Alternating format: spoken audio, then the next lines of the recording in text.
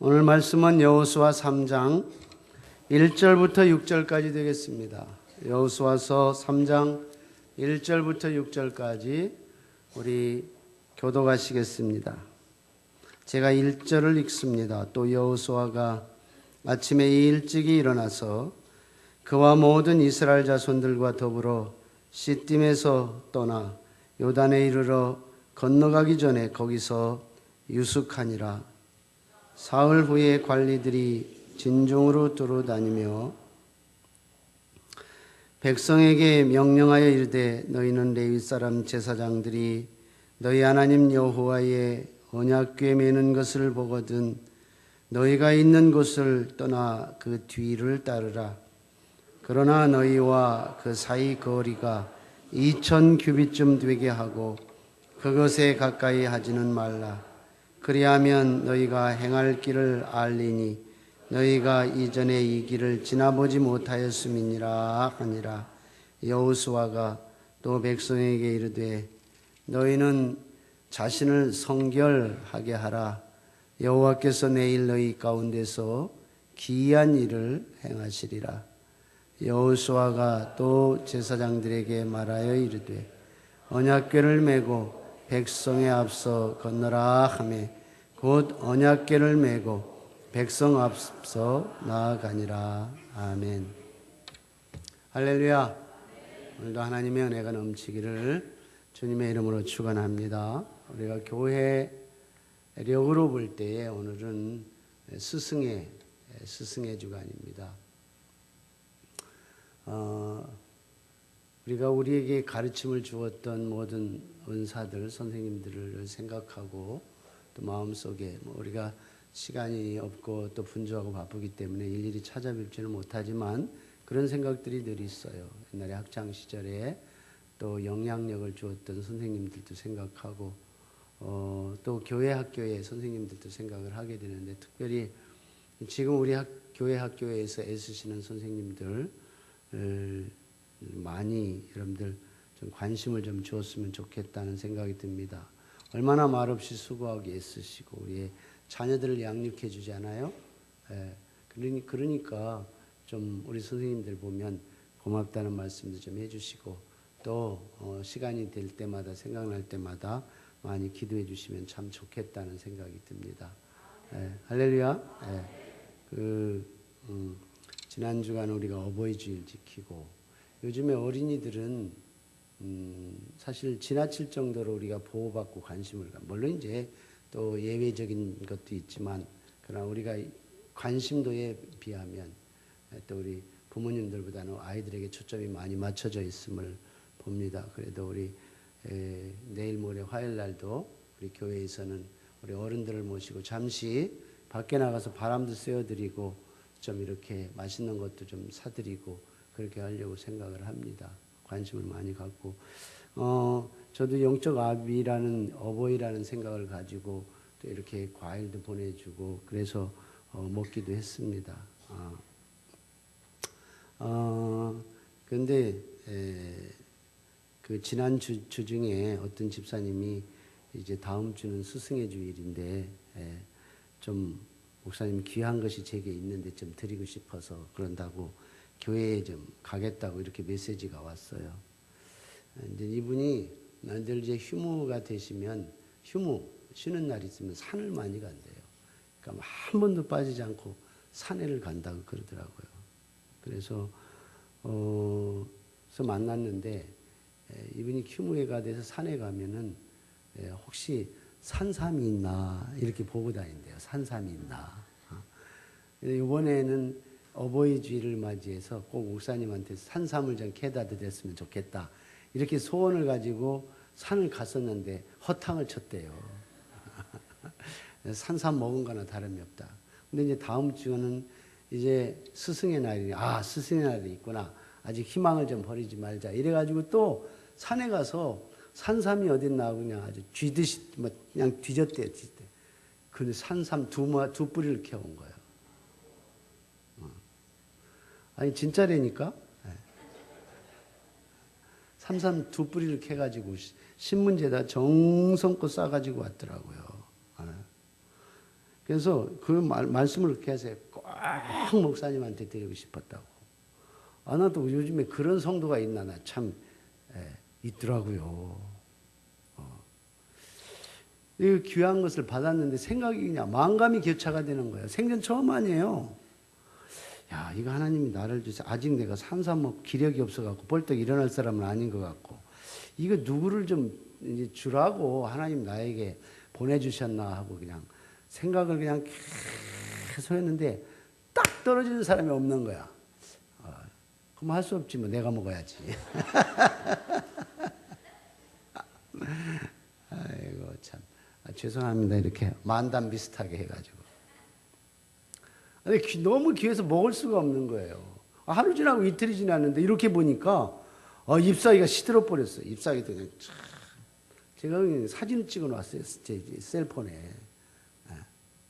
이렇게 만져봤더니 요 손가락만한데 요게 그냥 몰랑몰랑 시들어지는 거예요. 이러다간 썩 없어지는 거 아닌가 해갖고 얼른 먹었죠. 참 오늘 그 힘을, 그 에너지.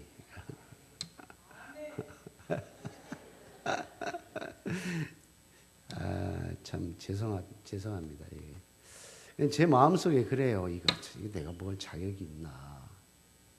그런 생각이 들더라고요. 이게 내 이런 사랑을 받을 만한 자격이 있는가. 이런 생각이 들어서. 그래서 오늘 더 우리 주일학교 선생님들이 생각이 나는 거예요.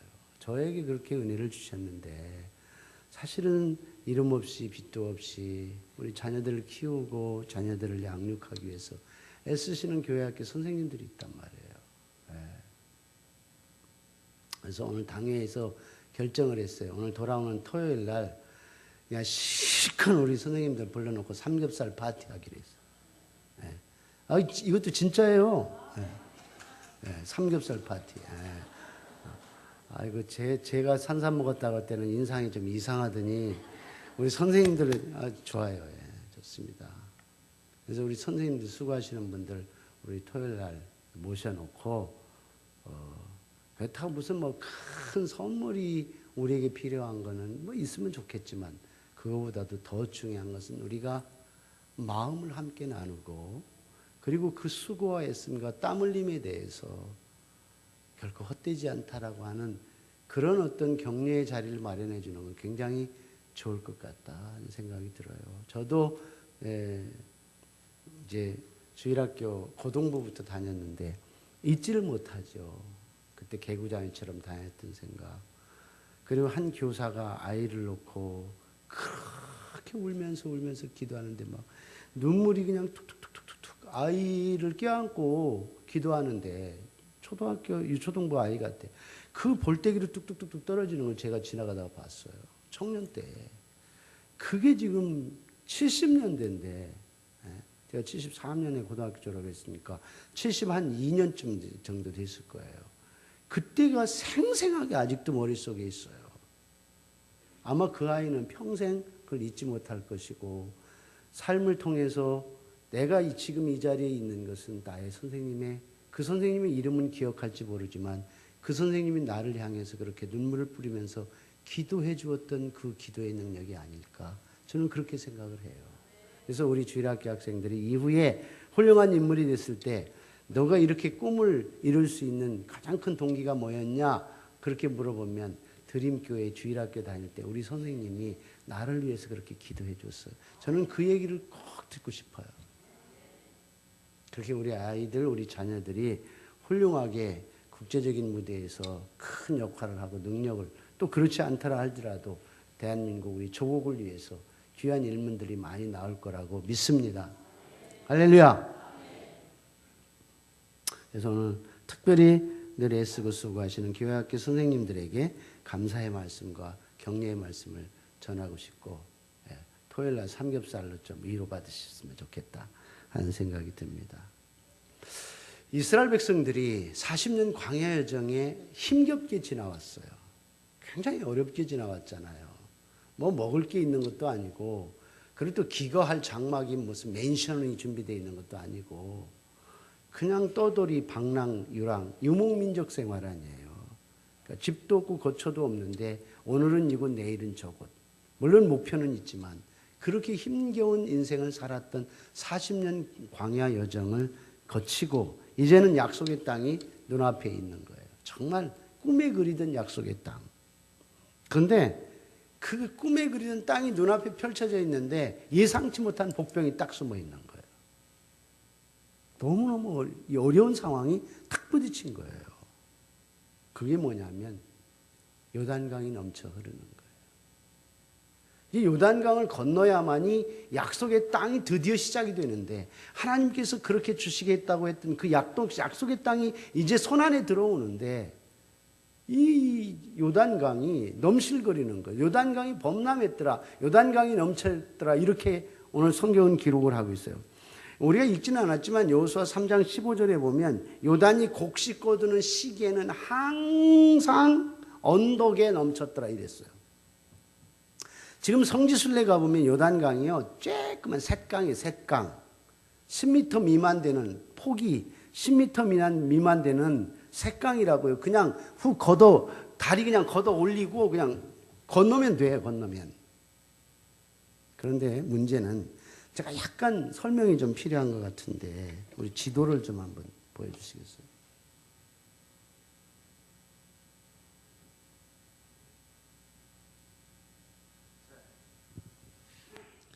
요게 지금 팔레스타인입니다. 이스라엘, 요걸 팔레스타인이라고 그래요.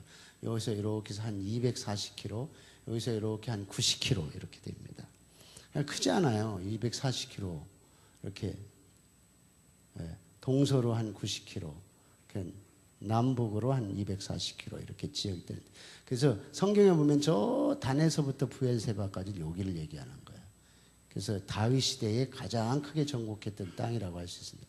이스라엘 백성이 여기 고센 땅에서 출발해서 이렇게 해서 시내를 건너서 이렇게 오다가 여기가 가데스바네예요. 여기서 큰 실패를 하죠.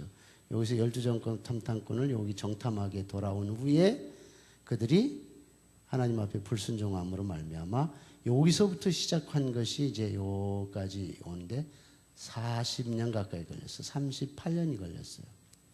지난번에 말씀드렸죠. 그래서 지금 이스라엘 백성들이 서 있는 곳이 바로 여기예요. 좀 크게 해주세요. 크게. 더 크게. 여기. 여기에 여리고 아니에요. 여리고. 여호수아 6장에 보면 여리고 정복하는 게 여기입니다. 요게 요단강이에요. 아주 쬐끔하죠. 요게 사해 바다입니다. 그러니까 이스라엘 백성들이 이렇게 모압, 암몬, 에돔 요걸 거쳐서 이렇게 온 거예요. 오늘 성경에 보면 여기가 시딤이라는 곳이 있어요. 여기서 여리고 요단 동편에서 조금 떨어진 곳에 시딤, 아벨 시딤이라고 그래요. 본래는 여기에서 일어나고 아침에 일찍 여호수아가 일어나 이스라엘 백성들을 데리고 이렇게 전진을 하는 거예요. 근데 전진을 해서 이 가나안 약속의 땅을 정복하려고 하다 보니까 이 요단강이 떡 버티고 있는 거예요. 근데 요단강 건너가면 쉽게 건너가면 좋은데 아무 도구도 없이 이게 범람했는데 곡식 거둘 때에는 곡식 거두는 시기에는 항상 요단이 언덕에 넘쳤더라. 이게 여호수아 3장 15절이에요. 그 이유가 왜 그러냐면 자 이제 이렇게 좀 내려보세요. 지도를 좀 내려보면 좀 더 내려보면 조금 자 요단강이 이렇게 요 위에서 이게 상류에서 내려오는 거예요. 그러니까 여기 쭉 올라 여기 단이에요. 단에서부터 부엘세바라는 것은 여기서부터 얘기하는 거예요. 조금 더 올라가면 아주 멋진 산이 나옵니다. 조금만 더 내려주세요. 여기 너무 많이 내렸어요. 여기까지 내릴 필요는 없어요. 여기에 보면은 헬몬산, 성경에서는 헬몬산이라고 그래요. 여기 뭐라고 쓰자면 허르몬산 이렇게 해서 허르몬산. 그러니까 헬몬산인데 헬몬산이 굉장히 높은 산인데 그 산 봉우리에 만년설이 있어요. 그러니까 항상 만년설이 있는데 곡식 거두는 때가 되면은 이렇게 만년설이 녹아내리기 시작을 합니다. 이렇게 해서 여기 상류 요단강 상류 줄기를 타고 이렇게 내려보면 여기에 베드로가 예수님께 신앙 고백했던 곳이 있어요. 그러니까 신앙 고백했던 곳이 바로 여기. 그래서 이렇게 요단강 상류를 타고 우리 성지순례 가면 여기서 대개 한번 예배를 드리고 헐몬산에서 내려오는 수정 같은 물 여기서 우리가 세례 베풀 때에 떠온 요단강 물이 여기서 떠온 거예요. 적어도 보통 물이 아닙니다. 10년이 되어도 썩지 않는 물. 예. 요렇게 타고 요렇게 내려와서 요게 갈릴리예요. 갈릴리. 엄청나게 큰 바다와 같은 여기 끝이 잘 보이질 않아요. 배 타면은 풍랑이 심해서 배가 금방 가라앉고 전복될 것 같아요. 그만큼 큰 갈릴리가 요 만년설에서 녹아내린 눈에 의해서 여름철이 되면 이 담수가 흘러넘칩니다. 흘러넘쳐서 이렇게 요단강 줄기를 타고 남쪽으로 쭉 내려오는 거예요. 쭉. 갈릴리는 해발 해수면 마이너스 250m 쭉 타고 내려오는 거예요. 컬컬컬컬 타고 내려오는 거예요. 내려와서 요 사해 해수면 마이너스 400 이렇게 내려오는 거예요. 저 북쪽에서 남쪽으로. 근데 여기에 요 요단강이 콸콸 넘치는 거예요. 도저히 더 이상 건너갈 수 없는 상황이 된 거예요. 지금 처지가 이스라엘 백성들이 광야 여정을 거쳐서 요단 동편에 진을 치고 있던 상황에서 여호수아 3장에서 이제는 아침에 일찍 여호수아와 함께 일어나서 시팀에서 이제 여리고를 향해 가기 위하여 요단강 앞에 서 있어요. 이게 오늘 말씀의 배경입니다. 이 말씀을 우리 염두에 두고 보셔야 될 것 같습니다. 자, 여러분 성지답사 가면은 우리가 아주 작은 요단강 같지만 다시 정리하면 오늘 여호수아 3장 15절에 요단이 곡식을 거두는 시기에는 항상 언덕에 넘쳤더라 그랬어요. 근데 그러면 왜 그러냐면은 여기 왕숙천에 가도 흘러가는 시냇물이 있고 그 주변에 여러 시설들이 체육 시설도 있고 공원 시설도 있어요. 그리고 여기 뭐 수영장도 있고 이렇게 고수부지라고 그러죠. 저 한강도 그래요. 한강이 물이 흘러가는 곳이 있고 양편에 고수부지 같은 데가 있어갖고 주차장도 만들어 놓고 여러 가지 시설들을 만들어서 편의시설, 시민 편의시설을 활용하잖아요. 근데 언젠가는 모르지만 제가 기억하기는 너무너무 비가 많이 와갖고 그 시설물들이 다 쓸려내갔어요. 그런 적이 있었죠. 네. 없었어요? 그때 여러분들 다 부산에 살았나 보다. 네. 그러니까 전부 쓸려내려가. 이걸 연상을 하면 돼요. 요단강도 마찬가지로 평소에 흘러가는 요단강은 셋강같이 작은 강이었지만 그러나 추수가 돼서 저 헐몬산에서 만년설이 눈이 녹아서 갈릴리 담수가 넘쳐서 요단강을 쭉 타고 내려올 때는 범람해. 이 개정개혁 이전에는 범람하였더라. 범람한다는 건 물이 쓸어 내려간다는 말이에요. 그래서 언덕에 항상 넘쳤더라 이렇게 말했는데 근데 이스라엘 백성들이 가나안을 정복하기 위해서는 그 요단강을 건너야 되는데 이것이 복병이었어요. 이 문제를 어떻게 해결할 거냐는 거예요.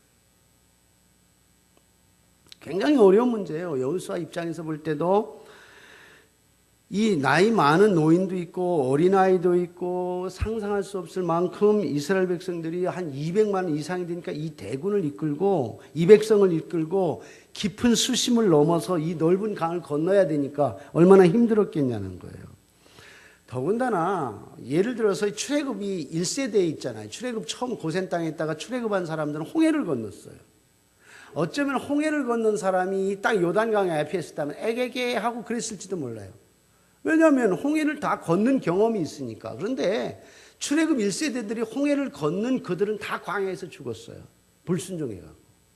실제적으로 이 요단강 앞에 있는 요단강을 건너야 할 대상자들로서 이스라엘 백성들은 광야에서 출생한 사람들이 대부분이에요. 여호수아 갈렙을 제외해놓고. 그래 이들은 첫 경험이에요. 정말 너무나 황당한 거예요. 이제는 다 끝났구나. 이 광야 여정 40년 여정이 다 끝났구나. 이제는 시온의 대로가 열리겠지. 이제는 정말 아름다운 집이 있고 그리고 사시사철 먹을 것이 있고 이제는 정착할 수 있는 이 가나안 땅, 정말 하늘이 내려준 파라다이스, 이것이 그들의 꿈이었고 눈앞에 있는데 요단강이 딱 가로막고 있는 거예요. 여러분 얼마나 황당하고 힘들겠어요. 이스라엘 백성들이 만난 어쩌면은 가나안 입성 이전에 최대의 사건 중에 최대의 시련 중에 하나라고 할 수 있습니다. 여러분, 이스라엘 백성들이 현재 당하고 있는 이 시련의 강을 어떻게 건널 수 있을까요? 여러분들에게 저에게 질문한다면, 여러분 우리의 인생의 광야라고 하는 여정 속에서 우리가 이런 시련의 강을 만났을 때 우리는 어떻게 이 해법을 찾아야 할까? 어떻게 하면 이 해결 방법을 찾을 수 있을까 하는 것입니다. 오늘 저는 이 주시는 말씀을 통해 인생의 시련을 강에 건너가야 하는 그 진정한 비밀이 어디에 있을까? 그 해법이 뭘까? 그 지혜가 뭘까? 오늘 성령의 감동을 통해서 깊이 느낄 수 있는 그런 시간이 되기를 주님의 이름으로 축원합니다. 첫 번째, 우리에게 주시는 교훈은 뭐냐? 어떤 상황 속에서도 내가 할 수 있을 만큼의 최선을 다하라는 거예요. 내가 할 수 있는 최선이 뭐냐? 이걸 찾으라는 거예요. 너무 평범한 진리죠. 아주 상식적인 이야기입니다. 근데 어떤 상황이 와도 자신이 할 수 있을 만큼 최선을 다하라는 메시지를 우리는 볼 수 있어요. 1절 봐요. 1절. 여호수아 3장 1절에 보니까 또 여호수아가 아침에 일찍 일어나서 그와 모든 이스라엘 자손들과 더불어 시딤에서 떠나 요단에 이르러 건너가기 전에 거기서 유숙하니라. 아까 제가 그 시딤이라는 여기 지명이 나오는데 그 시딤 본래 아벨 시딤이라고 그랬죠. 그러니까 아벨 시딤에서 이스라엘 백성들이 이제 약간 요단 동편으로 옮겨갔다 이렇게 볼 것 같은데 이들이 잠을 자고 아침에 일찍 일어났다는 거예요. 여호수아가 아침에 일찍 일어난 거예요. 근데 여호수아의 심정이 어땠을까 하는 생각을 해봅니다. 아무런 걱정도 없이 오직 믿음으로 일어나서 믿음으로 전진하고 믿음으로 여리고를 향해서 나갔을까? 여호수아가 어떤 사람이에요? 이까짓 거 문제가 되겠어? 홍해도 갈랐는데? 결코 그렇지 않아요. 홍해를 가른 것만은 사실이에요. 홍해를 경험하고 그 많은 다양한 40년의 여정 속에서 경험을 했지만 그 경험이 지금 이 요단강을 건널 수 있다라고 하는 문제 해결에 키를 주는 것은 아니라는 거예요. 여러분 상황이 어때요? 그동안 여호수아는 모세의 그늘 아래 있었어요. 40년 동안 모세가 지도자였었고 그리고 여호수아는 그 밑에서 수종도는 그저 시종에 불과했습니다. 이제 리더십이 모세로부터 여호수아로 바뀌었어요. 그리고 여호수아 입장에서는 첫 사역에 있었어요. 그런데 얼마나 떨리고 긴장이 됐겠어요. 이미 여호수아는 모세에서 비해서 볼 때 나는 모세 우리 스승님에 비하면 나는 신들매 풀기도 감당할 수 없어. 내가 어떻게 저런 자리를 감당할 수 있을까? 저 리더십을 채울 수 있을까? 얼마나 걱정했겠어요. 스스로 생각하기는 정말 감당할 수 없는 사람이라고 여기고 생각하고 그런 생각이 먼저 들었을 거예요. 더더군다나 여호수아는 모세만큼 그렇게 탁월한 지도자가 아니었단 말이죠. 그러나 여호수아는 한 가지 한 게 있어요. 그게 뭐냐면 여호수아는 평생 살면서 그는 모세라고 하는 주의 종이 말씀을 하면 명령 한마디에 살아온 정말 신실한 사람이었어요. 오직 순종의 사람이었습니다. 조금도 의심 없이 오직 모세의 시종으로 수종들었고 아무리 백성이 난리치고 요동을 치고 그들이 난리법석을 떨어도 그는 전혀 흔들리지 않았어요. 지도자가 말하면 지도가 명령하면 그는 그것이 생명을 바치는 곳이라 할지라도 아말렉과의 전쟁하는 곳이라 할지라도 그는 불사하고 뛰어들어갔어요. 그리고 감당했어요. 뚝심 있게 버티고 서서 끝까지 지금 요단 동편 그 시간까지 모세가 자기에게 권한을 주기 전까지 그는 뚝심 있게 오로지 순종으로 일관해왔던 사람이었습니다. 아마도 여호수아는 그날 아침에도 내가 할 수 있는 최선이 뭘까? 내가 할 수 있는 최선이 무엇일까? 그것이 그의 묵상이었을 거예요. 그가 깊이 그것을 묵상하면서 아침에 일찍 일어나서 이스라엘 백성들을 깨우며 준비시켰을 거라는 것이죠. 여러분, 우리에게 오해가 하나 있어요. 믿음에 대한 오해가 하나 있습니다. 그것은요, 아무것도 안 하고 하늘만 쳐다보면서 믿음이 있는 것처럼 착각하고 있단 말이에요. 그건 믿음이 아니에요. 진정한 성경적인 믿음이 뭐냐? 우리가 아무것도 안 하는 것이 아니라 오히려 믿기 때문에 주어진 상황에서 최선을 다하는 거예요. 할 수 있는 것이라면 무엇이든지 다 하는 거예요.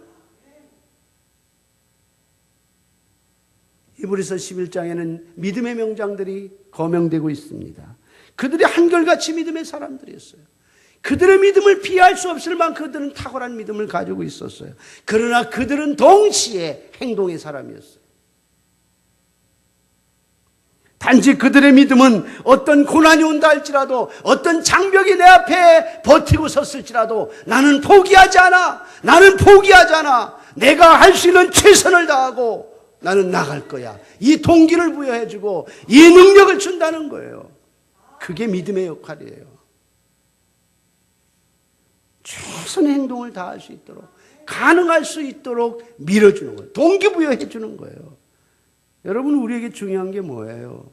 그것은 어떤 상황 속에서라도 내가 믿음이 있다면, 하나님을 믿는 믿음이 있다면 최선을 다하는 거예요. 내가 최선을 다하고 하나님이 나에게 이만큼 능력을 주었지, 그러니 나는 아침 일찍 일어나서 저녁 늦게까지 이 일을 위해서 최선을 다할 때 우리 하나님은 역사할 거야.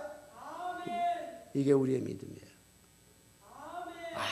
아무것도 안 하고 게으르게, 나태하게 하나님이 다 해주실 거야. 이건 믿음이 아니에요. 믿음은 바라는 것들의 실상이고 보지 못한 것들의 증거이고 현실이에요. 여러분, 이 출렁이는 요단 물결 때문에 내가 꿈에도 그리던 이 가나안을 포기할 수 없다는 거예요. 내가 어떻게 이 자리까지 왔는데. 이스라엘 백성들은 약속의 땅의 꿈을 믿었고 그 꿈을 위해서 그들은 비록 요단강이 범람해도 그 강을 건너야만 했어요. 믿음으로 말이에요. 내가 요단강에 빠져 죽는다 할지라도 저 약속의 가나안 땅, 하나님이 주신 땅이니까 나는 건너갈 거야. 건너갈 수 있어. 이게 믿음이에요. 여러분, 우리의 믿음은 어떤 상황 속에서도 할 수 있는 최선을 다하게 하는 힘이에요. 이 믿음이 우리 드림교회 여러분들에게 있기를 주님의 이름으로 축원합니다. 언제나 주님이 부르시면 아멘하고 순종하는 마음으로 최선을 다할 수 있기를 주님의 이름으로 축원합니다.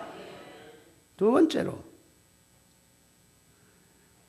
이 복병 앞에서 우리가 어떻게 해야 할까 하는 거예요. 저 앞에 우리 꿈이 그리던 요단강이 보이는데, 아니 가나안 땅이 보이는데 넘실거리는 요단강이 가로막아 있으니 어떻게 할 거냐는 거예요. 이제 준비가 됐어요. 믿음의 준비가 됐어요. 내가 최선을 다할 준비가 됐어요. 그러면 이제는 어떻게 해야 될까요? 요단강을 어떻게 건너갈까? 기술이 뭘까? 하나님이 어떤 지혜를 주실까? 이거 찾는 것이 보통 스텝 아니에요? 보통 방법이고 보통 다음 단계 아니냐 말이죠. 누구나 그런 생각할 수 있어. 당연한 거죠. 여호수아는 그렇지 않았어요. 이게 오늘 우리에게 주시는 키죠. 우리가 어떻게 하면 이 테크닉을 가지고, 어떻게 하면 우리의 능력을 가지고 이제는 결단했으니까 가야지, 이게 아니라 오늘 여호수아의 주문이 뭐냐면 이 요단강을 도하기 위해서 특별한 요청을 하고 있어요. 그게 5절입니다. 여호수아가 또 백성에게 이르되 너희는 자신을 성결하게 하라. 너희는 자신을 성결하게 하라. 여호와께서 내일 너희 가운데 기이한 일을 행하시리라. 할렐루야. 야, 참 딱하다 그럴까요? 답답하다 그럴까요? 어떤 기술도 아니었어요. 어떤 묘안이나 어떤 전략이 아니었어요.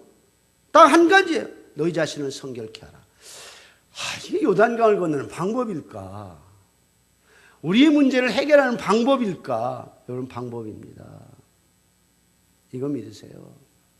이거 안 믿으면 우리가 우리 앞에 놓여 있는 문제는 내가 할 수 있을 만큼밖에 못해요. 그 이상 이하도 아닙니다. 세상 사람도 다 하는데 그게 큰 문제겠어요? 대수겠어요? 여호수아는 백전노장이었어요. 수백 번의 문제 앞에서 섰던 사람입니다. 탁월한 지혜를 가진 지도자였어요. 그런데 이렇게 아침에 일찍 이런 경험을 한 사람이 아침에 일찍 일어나서 준비했다면 아마도 하나님께서는 여호수아에게 나타나서 뭔가 이런 말씀을 하실 거야 라고 기대하지 않았겠어요? 이제는 다 준비하고 마음에 준비하고 다 아침에 일찍 일어나갖고 이제 했단 말이에요. 하나님이 탁 나타나서 여호수아야, 이제는 이 요단을 너의 손에 붙이리라. 여러분, 너의 손에 붙이리라 성경에 많이 나오죠. 어떤 전쟁이도 블레셋을 너의 손에 붙이리라, 아말렉을 너의 손에 붙이리라. 그러면 그 적들이 초전박살난 거 아시죠? 언제나 승리한 거 아시죠? 아마 여호수아도 그런 기대감에 벅차 있었을지 모르겠어요. 기적을 베풀어 주셔서 넘실거리는 이 요단강을 홍해처럼 건너게 하리라. 하나님이 이렇게 말씀해 주셨으면 얼마나 좋아요. 직답 아니야, 직답. 근데 그런 말씀이 아니에요. 기적에 앞서서 이스라엘 자손들이 하나님 앞에서 거룩하라, 성결하라, 이게 요청이에요. 여러분, 이것이 이스라엘 백성들이 성결케 되는 것이 요단강을 건너게 하는 조건이 될 수 있다는 거예요. 이스라엘의 성결이 선행 조건 중에 하나가 됐어요. 왜 이럴까? 왜 이러실까? 하나님께서 왜 이 메시지를 주셨을까? 여러분, 어떤 이유일 것 같아요? 하나님의 역사는 하나님이 함께할 때 일어납니다. 우리가 이 세상을 살아가면서 많은 장벽들을 부딪히고 어려운 시련을 경험할 적에 내가 능력을 해결할 수도 있지만 우리 믿음의 사람들은 하나님이 나와 함께 계실 적에 그 문제가 해결됩니다. 다시 말하면 하나님이 나와 함께 해야 돼요. 근데 하나님과 나와 함께 하는 조건, 프로세스 과정이 뭐냐면 그것이 성결이에요, 성결. 하나님이 나와 함께 할 수 있는 환경 조성이 내가 성결케 되는 거예요. 내가 하나님 앞에 거룩하게 되는 거예요. 하나님이 거룩하니까 내가 거룩해야 하나님과 함께 할 수 있는 거예요. 내 마음속에 악하고 독한 것을 생각을 품고 있어서는 절대 기적이 일어나지 않아요. 하나님이 역사할 수가 없는 거예요. 여러분, 기적의 목적이 뭐겠어요? 기적의 목적은 하나님이 이스라엘 백성들에게 어떤 분이신가를 보여주는 장면이죠. 그런데 하나님과 함께 하지 않으면 이스라엘 백성들의 기적이 일어나지도 않을 뿐만 아니라 이스라엘 백성들이 하나님의 목전에서 그 목적, 기적의 목적을 볼 수 없어요. 그러니 기적이 일어나지 않습니다. 정리해보면 이런 거예요. 하나님이 거룩하고 성결하신 분이니까 하나님이 요단강을 갈라주기를 원하신다면 이스라엘 백성들이 가는 그곳에 하나님이 계셔야 되는 거예요. 그런데 성결하지 않으면 하나님과 함께 우리의 신앙의 관련이 맺어지지 않는 거예요. 거룩하지 않으면 거룩하신 하나님께서 함께 할 수 없는 거예요. 여러분, 하나님은 우리 가운데 임재하셔서 우리의 삶의 여러 가지 과정 속에서 동행하십니다. 근데 하나님이 우리를 부르시고 또 우리를 쓰시기를 원하시는 거예요. 그러니까 우리가 하나님으로부터 쓰임받기를 원하는데 그렇게 하려면 먼저 우리에게 선행 조건이 뭐냐면 우리 그릇을 준비하라는 거예요. 그릇을 깨끗이 하라는 거예요. 우리 하나님은 모든 그릇을 씁니다. 금그릇만 쓰는 게 아니에요. 은그릇만 쓰는 게 아니에요. 동그릇만 쓰는 게 아니고 우린 질그릇이라도 하나님이 쓰시는 거예요. 근데 쓰시는 그 조건이 뭐냐면 반드시 깨끗해야 된다는 거예요. 더러우면 금그릇도 쓰지 않는다는 거예요. 여러분, 좀 천박스러운 표현이지만 아무리 삐까번쩍한 금그릇이라 할지라도 거기에 똥이 들어있으면 쓰겠어요? 거기다 여러분 밥을 넣어서 먹겠냐고요? 먹을 수 없는 거예요. 동일한 원리예요. 하나님 모든 그릇을 쓰세요. 하나님 모든 인물을 하나님이 부르실 때 쓰십니다. 그런데 하나님의 기적이 나타나는 현장에는 하나님이 함께 계셔야 되고 하나님이 함께 계시려면 우리가 성결해야 합니다. 거룩하신 하나님 분이기 때문에 거룩해야 돼요. 거룩은 우리의 신앙 고백을 통해서 이루어지는 거예요. 바울이 강력하게 하시는 말씀이 하나가 있어요. 이 말씀과 같은 문맥에서 이해할 수 있는 부분인데, 디모데후서 2장에 가보면 하나님께서 쓰실 일꾼을 준비하는 과정을 잘 묘사해 주고 있습니다. 사도 바울이. 그러면 우리가 성경을 보는데 디모데후서 2장 16절을 좀 봤으면 좋겠어요. 이렇게 기록이 됐어요. 망령되고 헛된 말을 버리라. 이게 더럽고 추한 것이라고 말할 수 있어요. 그러면서 그들은 경건치 아니함에 점점 나아가나니. 그러니까 망령되고 헛된 말을 통해서 점점 경건치 아니하고 점점 하나님으로부터 멀어지는 거예요. 근데 이걸 뒷부분에서 잘 정리된 것을 재해석해 주는데, 이 디모데후서 2장 5절 후에 보면 21절에 이렇게 기록이 됐어요. 그러므로, 이제 결론이에요. 그러므로 누구든지 이런 것은 뭐예요? 앞에 얘기했던 망령되고 헛된 말을 버리라 하는 거예요. 망령되고 불경건한 것들을 이제는 자기를 깨끗하게 하면, 이런 것들에서 자기를 깨끗하게 하면 귀히 쓰는 그릇이 돼요. 그래서 귀하게 쓴다는 거예요. 금이냐 은이냐 동이냐 질이냐 흙이냐 이게 문제가 아니라는 거예요. 하나님이 어떤 그릇을 귀하게 쓰느냐에 초점이 있다는 거예요. 하나님 입장에서 볼 때는 이게 5달란트를 받았든 2달란트를 받았든 1달란트를 받았든 달란트의 양의 차이가 아니에요. 하나님은 언제나 질을 갖고 따지는 거예요. 그래서 귀히 쓰는 그릇이 돼요. 그 다음에 말해서 거룩하고 주인의 쓰심에 합당하며 모든 선한 일에 준비함이 되리라. 쓰임 받으려면 어떻게? 주인의 쓰심에 합당하고 모든 선한 일에 준비함이 됩니다. 이런 것들, 망령 빼고 헛된 말을 버려. 이건 뭐냐면 경건하지 못한 걸 정리하라는 거예요. 성결하게 만들어 가라는 거예요. 이스라엘 백성들이 요단강을 건너가는 데 있어서 절대적으로 필요했던 것들이 성결이에요. 자, 이걸 요구하고 나서 이제 뒷부분에 보면 그 성결의 의식을 할례나 유월절을 통해서 계속 이어가는 걸 볼 수 있어요. 분명히 하나님의 의도예요. 왜냐하면 가나안 땅은 하나님께서 약속으로 주신 땅이니까 그게 인위적인 힘으로, 인위적인 자기의 어떤 전략이나 노력으로 정복할 수 있는 게 아니라는 걸 이미 알아요. 아브라함에게 수백 년 전에 주었던 것이고, 그들은 그들의 후손들을 통해서 지금의 이스라엘 민족들에게 준 것이기 때문에 그 땅을 받는데, 수여받는데 중요한 것은 자기 자신들이 하나님과의 관계를 세우는 게 더 중요해요. 이게 더 중요한 거예요. 이게 믿음의 진수예요.